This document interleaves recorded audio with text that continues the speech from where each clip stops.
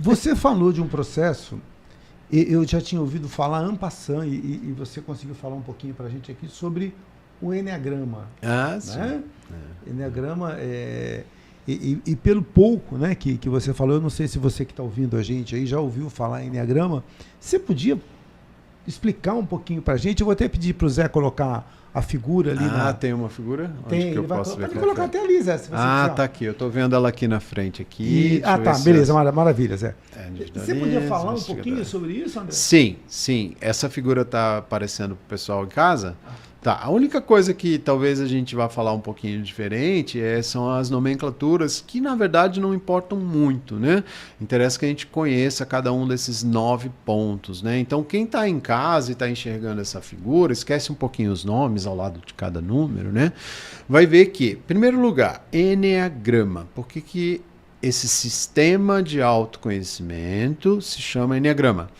Esse nome, Enneagrama, quer dizer grama de figura e Ennea de 9. Então, é uma figura de 9 pontos. Essa figura, que a gente, na verdade, chama de mandala, porque ela é uma figura circular, então a gente chama mandala do Enneagrama, é atribuída a ela a existência há mais de 4.000 anos. Então, é um símbolo que existe, não foi criado pelo homem, sim descoberto por ele. Mas muito mais recentemente, mais próximo do nosso momento atual, é que ele passou a ser utilizado como um sistema de autoconhecimento e de autodesenvolvimento. Não é só autoconhecimento, né? Então, o que ele nos traz? Ele vai trazer 9 pontos, que são esses pontos em que as figuras internas ao círculo tocam o círculo, né? Tocam ali a borda do que seria a mandala. Então você tem do 1 ao 9. Esses números, a cada um deles é atribuído uma determinada personalidade, ou um traço de personalidade, ou um arquétipo de personalidade. Aí pode usar a nomenclatura que a gente quiser, né, para definir isso daí. Então, quando eu me identifico dentro, né, de um... essa figura tá bacana. Eu gosto bastante dela. Porque daí você vê que as figuras internas não estão tocando, né, ali na borda, mas eu acho a estética dela muito bacana. Então, dentro de cada ponto desse, existe ali uma personalidade. E todos nós, por meio de um processo de preferência acompanhado com um especialista em Enneagrama, nós vamos nos encontrar em um desses 9 pontos. Então, existem aqui algumas premissas que aos poucos eu vou falar, né, sobre isso tudo. Porque até a gente estava falando antes, né, nos bastidores, antes de começar o programa, né? A gente vai falar aqui um pouquinho sobre cada tipo, aí o ouvinte vai falar assim, putz, eu me identifiquei com um. Aí eu começo a falar do 2 e ele fala, não, mas eu também me identifiquei com o 2. Aí eu começo a falar do 3 e ele, não, peraí, agora eu sou 3. Porque, na verdade, uma das premissas básicas é essa. Nós, sim, temos características, né, de todos os 9 pontos. Eu costumo também fazer a metáfora das gavetas, tá? É assim, vamos dizer que no nosso guarda-roupa nós tenhamos lá 9 gavetinhas onde a gente guarda nossas roupas, não importa que tipo de roupa que seja, né? E nós, todos os dias, ou eventualmente, a gente abre as 9 gavetas para pegar dali uma determinada peça de roupa. Mas tem uma gaveta que a gente abre mais. Tem uma gaveta onde a gente guarda as roupas que a gente mais gosta de usar. Então essa provavelmente vai ser a nossa personalidade segundo o Enneagrama, que a gente também chama de tipo psicológico segundo o Enneagrama ou Enneatipo.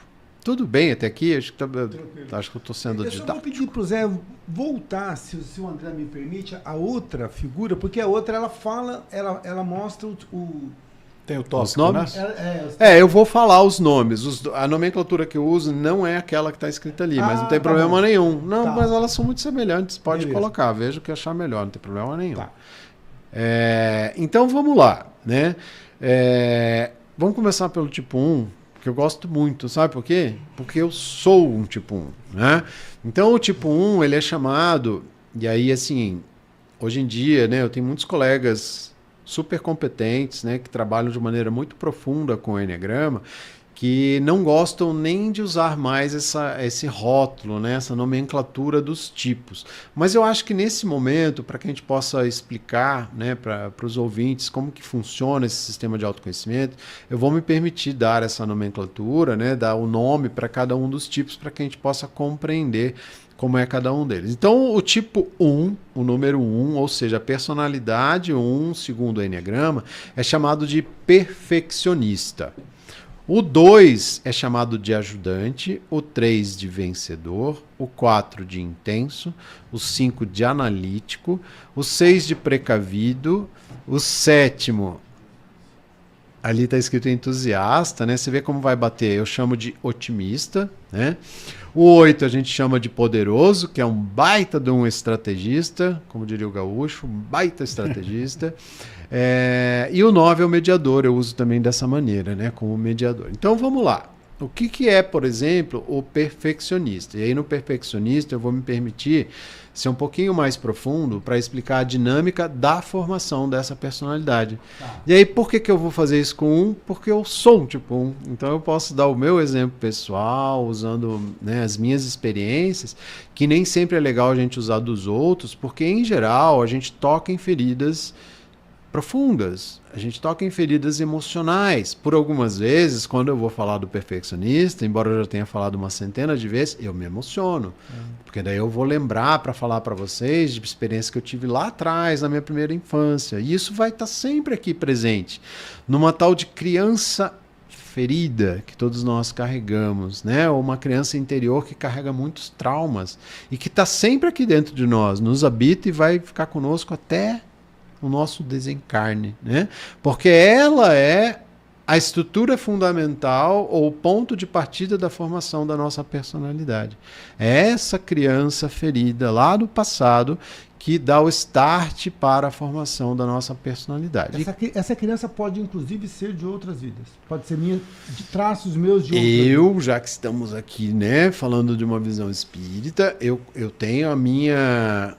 Não é nem crença, não. Eu tenho a minha convicção de que nós, quando encarnamos, a gente já vem com uma tendência de desenvolver determinada personalidade, porque ela vai me prover provas específicas para o meu adiantamento. Tá. E aí você vai entender como que é, por exemplo, a prova para um tipo 1, para um tipo 2, 3, 4, 5. É uma prova. Porque a nossa personalidade, ela vai nos falar, você tem que ser assim no mundo. E o mundo, na maioria das vezes, vai me colocar algumas barreiras para eu exercer essa minha personalidade. Por exemplo, que é um perfeccionista. Um perfeccionista, ele não admite errar. Ele não admite falhar. E ele também não gosta que os outros errem. Ele é também chamado, além de perfeccionista, você trouxe os centros, é muito legal falar disso, mas eu vou primeiro, acho que passar aqui os tipos, e é legal trazer depois isso, tá? Então, ele também é chamado, para você ter uma ideia, de o reformador. Porque, lembra que eu falei do quadro? A gente tem um radar para encontrar coisas fora do lugar, para encontrar coisas que não estão sendo muito justas, para encontrar coisas que não estão em compatibilidade com as normas e regras, com as leis. Só que assim, estão fora do lugar segundo os meus padrões de certo e errado, e não os seus, e não o resto do mundo. Quem determinou que aquele é o lugar? Exatamente, né? Agora vamos lá, eu sou um perfeccionista, eu não gosto das coisas fora do lugar, eu sou uma pessoa que me cobro muito, portanto eu carrego um peso enorme nas minhas costas. Você imagina uma pessoa carregar o peso de o tempo todo estar se policiando para não errar. Nós somos seres falíveis. Como é que eu passo uma vida inteira me policiando para não errar, sendo que eu sou um ser falível, sou um ser imperfeito? E mais que isso, eu incomodo os outros, porque eu também cobro deles, eu cobro do meu marido, eu cobro da minha esposa, eu cobro do meu filho, que eles também sejam perfeitos. Porque não é só para mim, a minha personalidade é a minha máscara, é como eu atuo no mundo, então também é para o outro. Eu vou projetar no outro essa minha busca por qualidade. Eu não admito, ou não admitia, né, que o meu filho errasse em tal coisa. Mas ele vai errar, ele está aprendendo. Né? Agora, o mais importante, né, é a dinâmica da formação dessa personalidade. E aí é que eu trago o meu exemplo pessoal, né, que é o seguinte: André é o filho mais novo de 10. Na verdade, tinha um irmão mais novo, que faleceu bem cedinho. Ele ficou sendo o caçula, portanto, de 9 que estavam aí, né, vivendo ainda entre nós. Né? E o ambiente familiar do André, quando ele era pequeno, na primeira infância, era um ambiente comandado por uma mãe extremamente rígida, que precisou desenvolver essa personalidade porque perdeu o marido com esses 10 filhos, quando eu tinha 3 e o mais velho tinha 15. Então ela vestiu essa personalidade, que eu com muito carinho falo, é um tipo 8, né, que a gente depois vai chegar nele, de ser aquela pessoa que tem que estar sob o controle de tudo, né, e que não admitia erros. Então eu vi, quando criança, a minha mãe brigando com meus irmãos mais velhos toda vez que eles erravam. Toda vez que eles faziam algo falho, cometiam um ato falho. Eu, criança, com a maturidade emocional que eu tinha, que não era elevada, porque nenhuma criança tem maturidade emocional grande, olhando aquela cena, crio para mim uma crença que a gente chama de crença central. Qual é ela? Como eu via minha mãe brigando quando meus irmãos erravam, a minha crença central é: para minha mãe me amar, eu não posso errar. E aí eu passo a me policiar em tudo que eu faço, em tudo que eu falo, em tudo que eu penso até, para não cometer nenhum ato falho. E a partir daí, eu crio alguns mecanismos, né, que daí faz parte da dinâmica de cada tipo, né? A gente chama de mecanismos de defesa, no meu caso é reatividade. Então, toda vez que eu enxergar alguma coisa fora do lugar, eu tenho essa tendência impulsiva de reagir àquilo. A maneira como eu trago emocionalmente essa reação é carregada, recheadíssima de raiva. Então a gente chama isso no Eneagrama de paixão emocional, né? Então é uma raiva muito grande, né? E o que eu preciso fazer com esse pacote de informações que é o autoconhecimento? Até aí nós estamos falando de autoconhecimento. O André é um perfeccionista, ele compreende a motivação por trás desse perfeccionismo dele, ele sabe que ele projeta esse perfeccionismo não só dentro de si, mas também para o mundo lá fora, cobrando dos outros também essa perfeição. Autoconhecimento. A partir daí eu preciso pegar esse pacote e entender que eu preciso elevar meu nível de consciência e aceitar o mundo imperfeito como ele é. Aceitar que o outro, sim, ele vai errar, que sim, o outro não vai fazer as coisas da maneira como eu planejei, nem no meu padrão de certo e errado. Isso é elevar o nível de consciência em cima do ponto 1. Eu não vou mudar do ponto 1. Eu vou continuar sendo um perfeccionista até morrer. Só que eu preciso entender que eu posso ser mais sereno acima de tudo, menos rígido, porque em geral nós somos muito rígidos conosco mesmos e também para com o próximo. Então eu posso acessar um lugar de mais serenidade, compreendendo o mundo como sendo um mundo perfeitamente imperfeito. Então essa é a dinâmica do ponto 1, como se forma, como eu atuo no mundo e qual que seria, assim, muito rapidamente, né, o meu grande objetivo como um tipo 1, que é alcançar a serenidade, levar uma vida com mais leveza. A vida de um tipo 1, em geral, ela é pesada, né? É um peso grande, porque a gente vive... E para quem está em volta. E para quem está em volta, né? Eu falo, a gente inferniza a vida de quem está Nós somos considerados chatíssimos do Eneagrama. Assim, porque... falou, pode ir, fica lá. Vai, sai um pouco de casa, larga do meu pé, chulé, né? Mais ou menos isso, né? E aí a gente passa pelos outros de uma maneira talvez um pouco mais rápida, né? Então o ajudante, como eu falei, o que é o ajudante? Que é o tipo 2. Então a gente vai seguir a sequência, né? Do 1 a gente vai ao 2. O 2 ele se chama ajudante e os próprios nomes, esses rótulos, né? Que tem pessoas que não gostam de usar. Num nível de consciência muito baixo, o ajudante, o que é que ele faz? Ele vai então se colocar sempre à disposição do outro. Como motivação, lá atrás, né, a tal da criança ferida, a crença central dele, ele aprendeu ou teve a percepção de que ele só seria amado se ele ajudasse, se ele colocasse toda a sua inteireza, todo o seu ser a serviço do outro. Então, qual é a grande cilada para um tipo 2 que não compreende isso? Ele não olha para si. Ele não olha para as suas necessidades. Ele, em geral, não tem o famoso autocuidado. Ele não cuida de si. E eu estou falando de verdade, da sua saúde física, né? Muitas vezes você olha para um corpo, né, de um tipo 2, não é regra, tá, gente? Mas aí você vai ver que é uma pessoa que não se cuida. Porque na cabeça dele, ele não tem que olhar para si. Ele aprendeu que ele só vai ser amado se ele cuidar do outro. Isso pode ter sido uma dinâmica familiar lá na infância ainda, em que o papai e a mamãe, né, do jeito que podiam educar e fazer as coisas, falavam para ele, não, você vai cuidar da sua irmã mais nova. Você não é importante, importante é a sua irmã mais nova, cuida dela, cuida dela. Aí a criança vai, meu pai só vai me amar se eu olhar para o outro, se eu cuidar do outro. Aí vira esse ajudante, por isso que chamam ajudante. Né? Então é uma pessoa que precisa trabalhar muito bem isso e compreender. Não, eu posso ser amado, eu posso ser amada pelo que eu sou. E mesmo abrindo mão de olhar para o outro e cuidando só de mim, as pessoas vão continuar me amando. É o grande desafio de um tipo 2.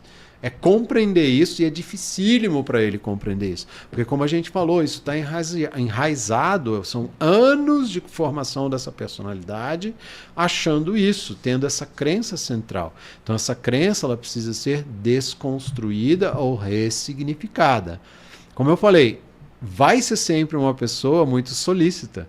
Vai ser sempre aquela pessoa que vai ter sempre um ombro amigo para E as pessoas vão até abusar um pouco dessa então, bondade aí. mas ela não pode continuar sendo abusada. Ela não precisa virar uma pessoa fria, uma pessoa que não está nunca disponível para ajudar. Ela pode continuar, mas olha para si primeiro. A gente só pode doar aquilo que a gente tem. Claro. Se eu não olho para mim, se eu não me amo, se eu não me cuido, como é que eu vou cuidar do outro? Né? Então esse é o grande desafio de um tipo 2.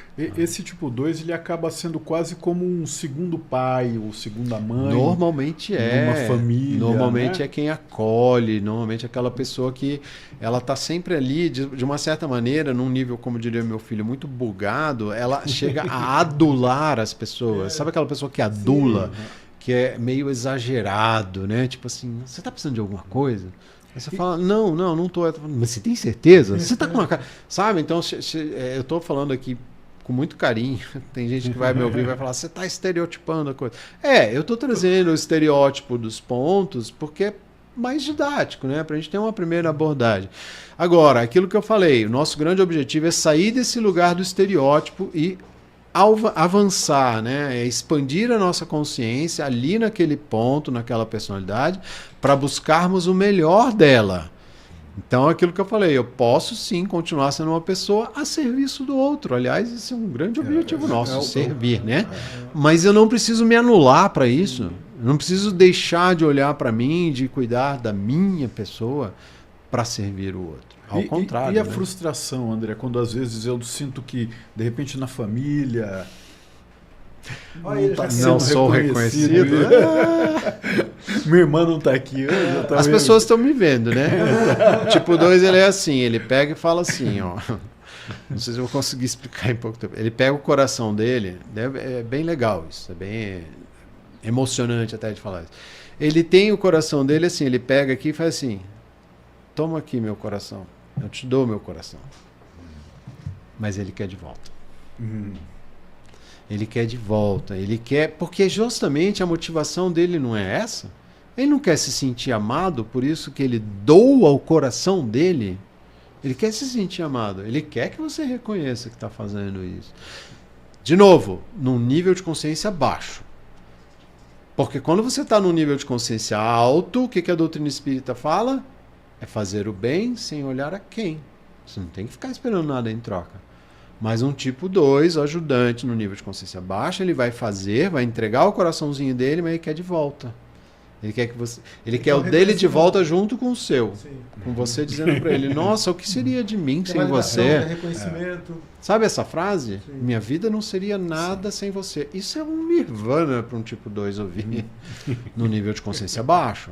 No nível de consciência baixa, né? Porque é isso que ele quer ouvir. Né? E aí a paixão emocional, né, do tipo 2, adivinha qual é? O orgulho. Né? O do 1 é a ira, a raiva, né? O do 2 é orgulho, porque ele sente um enorme orgulho. Olha aqui, Deus, olha, ele abre sim o coração dele para cima e fala, eu estou me doando. Eu não olho para mim porque eu sou todo serviço para o próximo. Então ele sente um certo orgulho por fazer e por ser da maneira como é. Poxa, mas tá até meio paradoxal. Pois é.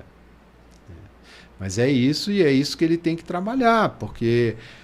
E quantas são as pessoas que vivem como tipo 1 ou 2, e aí o 3, 4, 5, 6, 7, 8, 9, e não se dão conta disso? Passam uma vida inteira como tipo 2, se dedicando ao outro, aí não se cuida, adoece, né? Passa por problemas inclusive de ordem física, porque não teve tempo, entre aspas, para si. O tempo é todo dedicado ao próximo. Ou deixou de fazer coisas que ele queria fazer para poder servir o outro. Ele Total. planejou fazer uma coisa legal no final de semana, mas alguém pediu para ele fazer uma outra coisa. Total. Daí ele se doa, mas lá no fundo ele fica meio... Isso. Aí você tem que olhar a motivação, tá? Por trás. Porque quando eu chegar no 9, eu vou usar o teu exemplo. Que o 9 faz exatamente o que você acabou de falar. Ó, então o que muda do 9 para o 2? A motivação. Qual é a motivação do 2?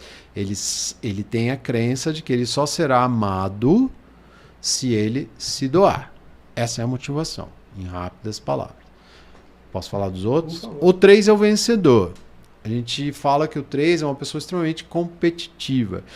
A crença central de um 3, de um modo geral, é: eu só vou ser amado se eu mostrar que tenho valor. E como que ele demonstra esse valor? Performando. Buscando metas o tempo todo, na sua vida pessoal, na sua vida profissional. Então são pessoas extremamente focadas em metas, focadas em realizar. É um dos tipos aí do Enneagrama que mais se veste de personagens, porque ele nunca quer se sentir excluído, por exemplo, de uma conversa, de um assunto que ele acha que ele precisava saber do que se trata. Então, em geral, ele sabe de tudo um pouco. Muitas vezes de maneira rasa, mas ele sabe de tudo um pouco.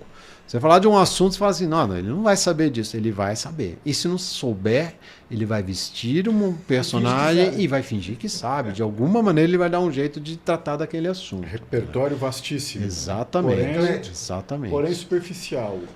Em geral, não é uma regra, mas em geral, sim. E o que acontece? Qual é o grande desafio dele?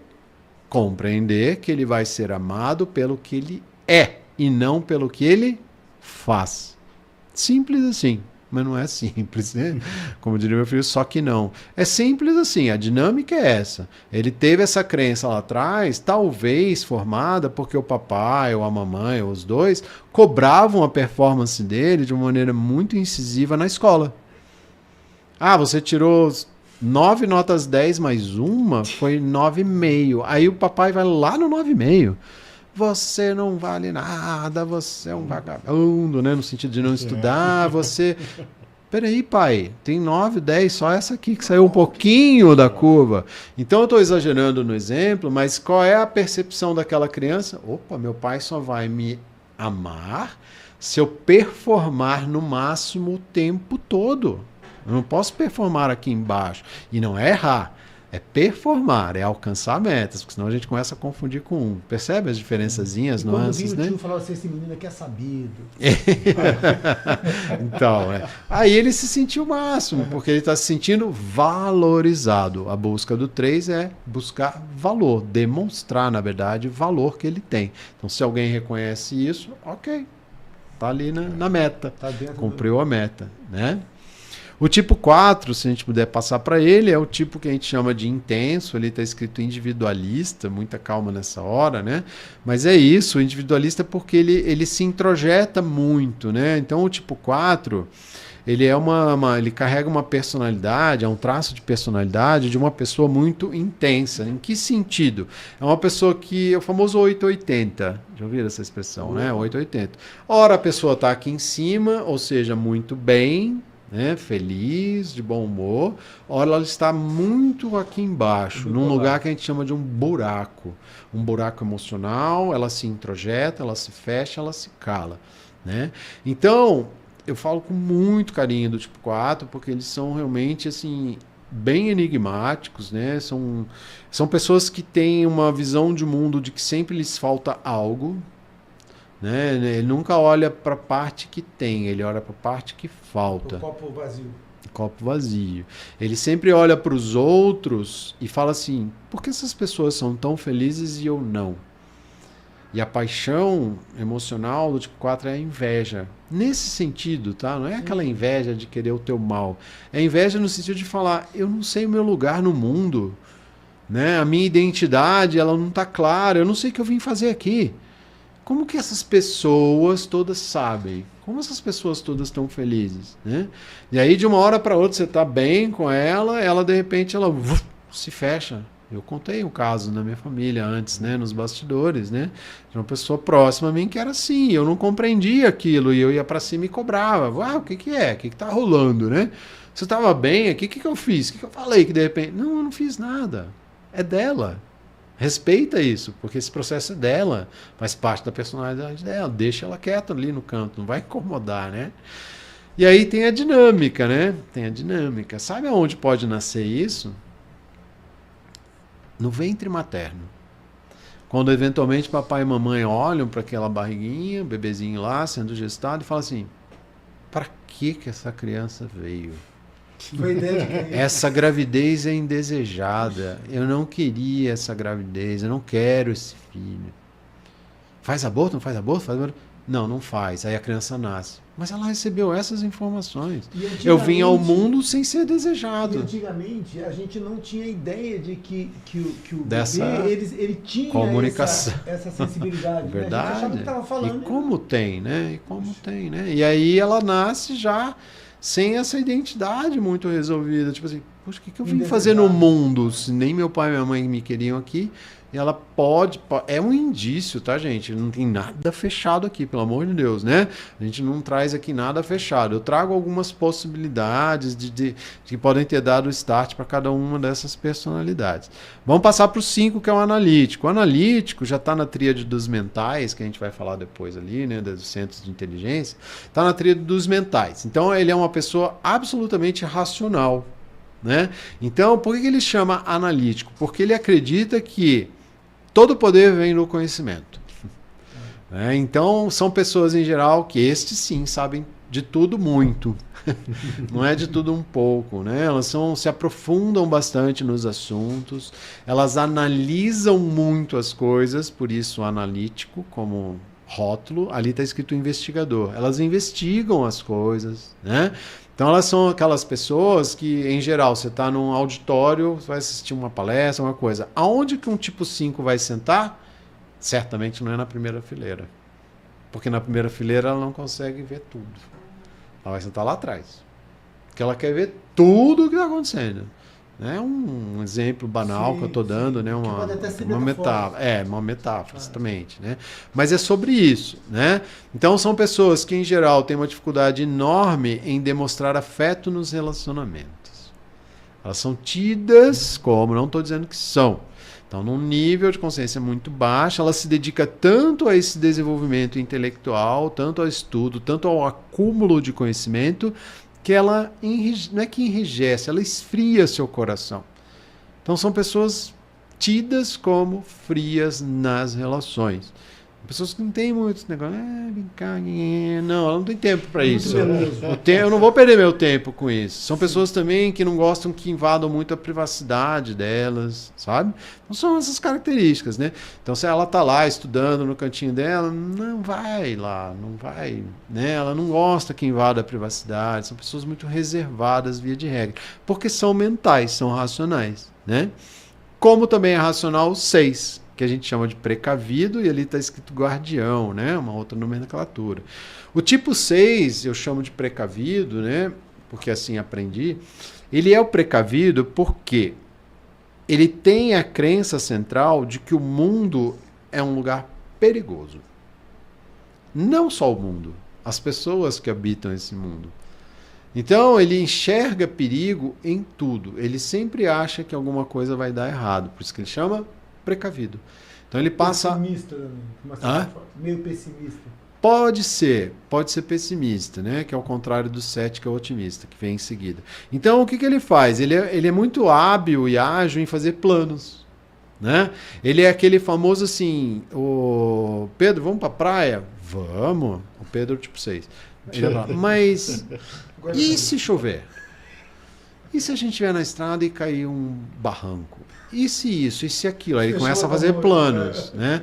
Então a gente já começa a perceber também, né, que esses tipos mentais, em geral, eles têm o foco no futuro. Então ele a grande cilada, principalmente de um tipo 6, é que ele dificilmente ele vivencia o momento presente, com calma, serenidade, porque a mente dele está sempre lá na frente. Porque ele acha que alguma coisa vai dar errado. Então a mente dele não está aqui, está lá, na frente. E fica ansioso, geralmente. Ansiosíssimo. Rígido também, né? Eu vou falar do meu irmão aqui. Já faleceu, né? Não pode, né? Quando eu chegar do lado de lá, ele vai me cobrar. Eu quero royalties de todas as vezes que você me usou de exemplo. O meu irmão era assim. Meu irmão, ele era do tipo tão hard, um tipo 6 tão, né, nível hard, como a gente fala às vezes, né? Que ele chegava às vezes nos eventos lá em casa, vamos dizer uma festa de Natal, ele entrava em casa e ele já falava assim, eu vou precisar ir embora a tal hora, porque não sei o que. Aí eu falava, mas você acabou de chegar e você já está lá na frente falando que você precisa ir embora por causa disso. Eu brincava com ele, né? E eu, nessa época, eu não entendia de eneagrama ainda. Depois que eu fui aos poucos compreendendo e acolhendo também, né? Que a gente precisa também acolher, né? Cada um do jeito que é. Mas é isso, né? A grande cilada é essa, você não viver, né? Você, ao invés de viver com coragem, com otimismo, você viver com medo. Então a paixão emocional do tipo 6 se chama medo. Aquele cara que fica vendo fantasma embaixo da cama. E aí tem a origem disso. Né? Uma das possibilidades, né? É que quando, talvez, quem sabe, ele era pequeno, e meu irmão passou por isso, eu não lembro se foi na praia ou num shopping, acho que no caso do meu irmão foi num centro comercial movimentado. Já ouviram aquela história de uma criança perdida na praia? Puxa. A gente vê, né? Aí tem as técnicas de bater palma quando encontra a criança. Então, é essa percepção de uma criança, em geral, na primeira idade, né? Nos primeiros anos de vida, né? Na primeira infância, de 1 a 7, que ele vai chegar, ele vai se sentir perdido numa praia, de fato se perdeu, né? Foi na água, voltou, ué, cadê a barraca do meu pai e da minha mãe? Que ele, com a maturidade emocional, sente? Meu pai e minha mãe me abandonaram. Na Martim de Sá. Me deixaram, me perdi na Martim de Sá, 31 de dezembro. Dia de sol, né? Se for dia de chuva, vai... É isso. Aí ele não sabe. Papai e mamãe não abandonou ele, mas não interessa se abandonou ou não abandonou. O que importa é a percepção que nós temos quando criança. Né? Isso é importante que seja dito. É a percepção que nós temos das experiências que estamos vivenciando quando crianças é que causa essa formação da nossa personalidade. Mamãe e papai me abandonaram, vou virar um precavido. É um perigo esse mundo, porque a qualquer momento eu posso me perder e não tem ninguém para me orientar. Então eu vou me precaver e vou fazer o plano A e o plano B. O C também, o D, o E, aí vai até o Z, né? Não basta o plano A e o plano B, vai até o Z. Eu tenho um amigo que a gente vai pedalar, às vezes, fim de tarde, né?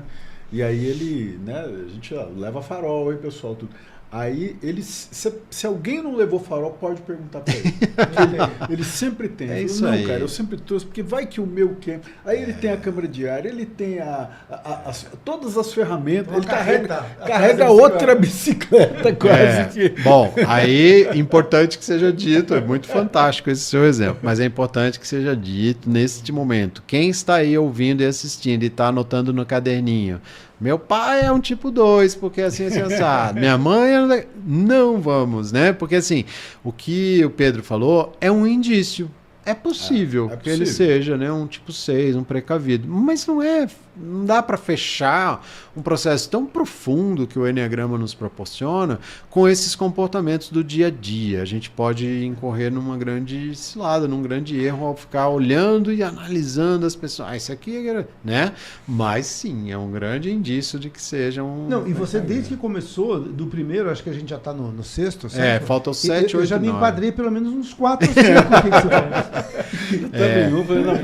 E o mais legal, sabe o que é? É que a gente realmente, como eu falei das gavetas, né? São 9 gavetas, a gente abre todas elas. Então eu sou um tipo 1, mas pô, eu me enxergo tanto no 2. Eu sou de verdade, assim, né? Sem falsa modéstia. Eu sou uma pessoa que adoro servir, adoro ajudar. Mas eu não sou um tipo 2, eu sou um 1. Mas o 2 é minha asa, como a gente fala também, é um linguajar do Enneagrama, é minha asa aqui, né? Eu tenho 2 asas, todos têm 2 asas. O meu é o 2 e o 9, né? Então eu tenho muita coisa do 9, eu tenho muita coisa do 2, mas eu não sou nenhum nem outro, eu sou um. É isso que Sou eu ia não, perguntar. estou, né? Porque personalidade não é o que a gente é. É o que a gente está. Personalidade é o que a gente tá. Porque ela vai mudar ao longo. Não. Não muda. Não muda. É que a gente não é personalidade. Ah, verdade. Nós Verdade, somos verdade. essência. Lembra que a personalidade é uma máscara? Isso aí, A certinho. nossa essência São não as está ali. pessoas. Aquilo é um personagem que nós vamos usar aqui nessa caminhada, que provavelmente vai nos nutrir das provas que a gente precisa enfrentar, que são os desafios de crescimento, os desafios de evolução. Qual é o do André? Se tornar uma pessoa menos rígida, menos chata, menos perfeccionista. Lógico, tem outros, né? André tem outras provas, mas em relação a isso... E para aqueles que são espíritas, por exemplo, em outra encarnação, em outra vida, eu posso vir com uma outra pessoa. Claro, claro. De Como acordo aprendemos com as também minhas que provas. podemos vir em outros papéis na sociedade. Uma vez eu venho rico, outra vez eu venho pobre. Uma vez eu venho no sexo, né, o gênero, sexo masculino, da outra eu venho feminino. É isso. Porque as provas mudam e a nossa personalidade também. Uma pessoa que é um ajudante, ele passa por provações, né, por situações em que ele precisa enfrentar que são diferentes das minhas, né? Eu não tenho essa necessidade do reconhecimento quando eu ajudo alguém. 2 às vezes tem, se está no nível de consciência, e por aí vai, né? E aí, para encerrar lá, os 3 vem o 7, que também está na tríade dos mentais. O 7 é uma pessoa que é chamado de otimista, de entusiasta, porque de fato é uma pessoa que acha, tem como crença central, que ele não tem estrutura, nem física, nem emocional, de enfrentar dores. Ele acha que ele não tem estrutura emocional, física, de enfrentar dor. Então, o que ele faz? Foge da dor. Como que ele foge da dor? Sendo um otimista e um entusiasta. Ele vai buscar apenas e tão somente coisas prazerosas na vida dele. Hedonista. Só coisa boa. Ele está num projeto, por exemplo, que é um projeto que ele está tá ali super empolgado, aquilo está dando prazer para ele. Na primeira dificuldade que aparecer, que ele vai falar, epa, isso aqui vai me causar uma certa dor. Essa dificuldade vai trazer não quero mais saber. Ele abandona e vai para outro lugar para buscar alguma coisa que seja prazerosa para ele. Então, por meio dessa busca do prazer, ele está tentando ocultar a crença que ele tem, que não necessariamente é verdade, de que ele não é capaz de encarar e de conviver com nada que remeta à dor. E aí, quando eu falo dor, em geral, é dor emocional. Ele não quer dores emocionais, então ele vai partir para essa vida entusiasta, como está ali. Então são pessoas muito alegres e divertidas em geral, são pessoas que se chamam para coisas de viagens, estão sempre prontas para fazer, porque são coisas que vão dar prazer e vão trazer alegria para ele, e dessa maneira ele não precisa olhar para a dor. É o bora que eu boro, né? Bora que eu boro. São pessoas extremamente criativas, têm muitas ideias, né? A gente fala que nesse ponto 7 habita o campo das ideias. Eles estão sempre cheios de projetos e começam coisas novas o tempo todo. Em geral, nunca termina. E deixa Para no meio do caminho, muda de curso, começa um curso de graduação, não quero mais esse, vai para o outro, também não quero mais esse, vou para o outro. Veja, estereotipando a coisa aqui. Não quer dizer que quem mudou um dia de curso na vida, de graduação, é um tipo 7. Né? Sim. Mas é isso, um tipo 7 em geral faz isso, né? Porque começa a ficar difícil, não quero mais, eu vou para o outro. Né? É mais ou menos isso. O 8 eu chamo de poderoso, né? Ali está escrito, acho que estrategista, e é mesmo. Então, o tipo 8, eu falo com muito carinho, eu falei isso nos bastidores antes de começar o programa. O tipo 8 ele tem uma crença fundamental de que ele vai ser atacado, invadido e agredido, porque o foi provavelmente na primeira infância.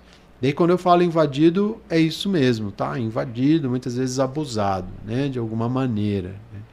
E aí ele desenvolve essa personalidade, que eu chamo de poderoso, né? Porque eu acho que reflete mais, né? De verdade, ele se veste de uma armadura invisível, e que ele não deixa você se aproximar dele. É tipo aquela pessoa que bate primeiro para você não bater nela.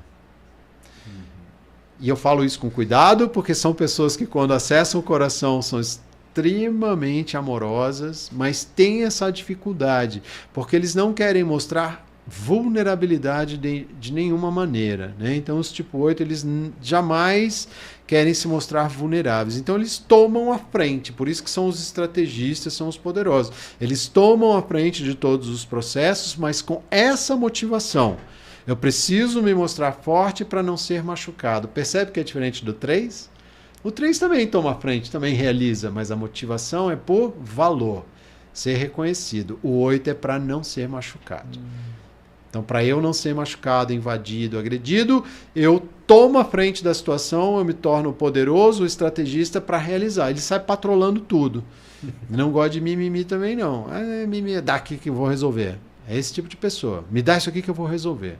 E aí tem esse tipo de pessoa dentro de casa, na empresa, né? Deixa que eu resolvo. E aí vai resolver mesmo. Tá? E por último, né, o ponto onde mora a divina paz. É o mediador, o ponto 9, né? De verdade, é aquela pessoa que busca a paz, busca a harmonia, é o pacificador. É o famoso deixa disso. Sabe aquela pessoa que entra no meio de uma confusão e fala assim, não, deixa disso, não vamos brigar. Agora ele, na atuação dele no mundo, vai parecer muito com o 2, e a gente precisa entender a motivação por trás, é uma pessoa que, para não entrar em conflito com o outro, abre mão das suas próprias vontades. O que o 2 faz? Também não olha para si, mas não é para não criar conflito. É para ser reconhecido pela entrega que faz, não é isso? O 9 não. O 9 em geral, ele viveu num ambiente familiar muito tumultuado, com muitas brigas. Inclusive o personagem do meu primeiro livro, que um deles, né, são 3 personagens principais no meu primeiro livro, que são os personagens do triângulo, 3, 6 e 9. Então, o personagem 9, eu conto isso na história para mostrar como foi formada essa personalidade. Ele vivia num ambiente em que os pais brigavam muito. E aí é briga mesmo, jogar coisa, objetos voando, e machuca o outro. Então você, quando criança, vendo este ambiente familiar tumultuado, cheio de brigas e conflitos, você desenvolve a personalidade do não conflito. Eu não quero isso. É meio que por medo do conflito. Ele não quer aquilo para a vida dele, porque ele vivenciou aquilo, ele viu as pessoas que ele mais amava, papai e mamãe, é para ser assim. Pode ser que a gente não ame tanto. Mas, em geral, né, as crianças têm como modelo papai e mamãe. As pessoas que são referência para ele, as pessoas que ele mais ama, brigavam. Se estapeavam, jogavam coisas um no outro, se machucavam. E aí ele fala, não, eu não quero isso. Então, é aquela pessoa, por isso que chama mediador. É aquela pessoa que fala, você fala assim, eu vou usar o Pedro de novo, meu auxiliar aqui, por exemplo. Pedro, vamos para a praia? Aí o Pedro detesta a praia. O Pedro gosta da serra, ele gosta de ir para Campos do Jordão. Mas ele não vai falar isso para mim, porque ele não quer criar conflito comigo.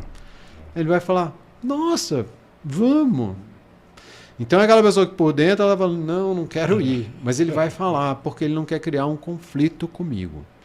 Então, é o mediador, é o buscador da paz, é aquela pessoa que vai falar assim, eu não quero confusão, então eu vou fazer o que você quer. De novo, pode ser uma pessoa que as pessoas vão abusar, né? Pode ser um ser humano ali que as pessoas vão abusar, porque como ela faz tudo o que você quer, a tendência, se você pegar alguém, né, menos evoluidinho, vai ser justamente abusar dessa pessoa, né, para ela fazer tudo o que você quer, o tempo que você quer. E aquele cara que discorda de tudo? Que discorda de tudo? Porque tem aquele cara que se você falar para ele que... Todos nós, todos podem ser, né? Todos podem ser. Em todos os perfis. Todos podem ter. Se você quebrar essa crença central, né, que eu falei, acho que todas elas, a crença central é do tipo 1. Eu não posso falhar, eu não posso errar, porque senão as pessoas não vão me amar. Se você intervier nessa minha crença, eu vou ser contra você. Ai de você se você tentar intervir na minha crença central.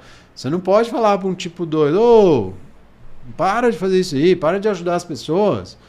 Vai cuidar de si. Você não pode fazer esse tipo de abordagem, porque você está intervindo. Ela vai ser, né, ela vai se colocar numa posição contrária a tudo que você falar com ela.